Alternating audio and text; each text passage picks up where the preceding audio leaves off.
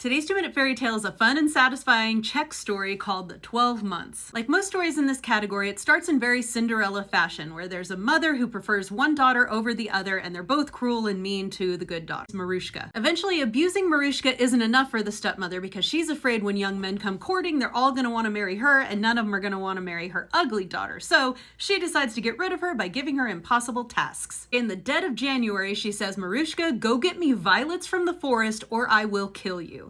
Of course, violets are not blooming at that time, but she doesn't have an option, so she goes out into the forest. Freezing, knowing she's gonna die, but then she sees a fire and she follows the light and comes to a place where 12 men are sitting around a fire. 3 of them are old, 3 are not so old, and 3 are young. And she thinks the 3 young ones are really handsome. Well, these 12 men are the 12 months of the year, and it says Great January was the oldest with the long snow white beard, and he held a big club. She's scared, but she's like, "Guys, can I warm myself at your fire?" And they're like, "No, come in, what's up?" And she tells them what's going on, and they're obviously on her side. January gives his club to March, and March waves it around, and suddenly just in the area they're in, it's springtime, and there are violets. And so she picks the violets. He scampers home happily. Of course, the mother's mad she accomplished the task, and this time tells her to go get strawberries. She goes back to the 12 men, and June takes the club and swings it around and makes it summer. She picks the strawberries and goes back home. The next time they send her for apples, and then January says to September, "Brother, take the high seat." And he does the club thing, and it's fall, and she gathers the apples and goes home. Her mom and sister are like, "Oh my God, where have you been getting these things?" And she tells them the truth,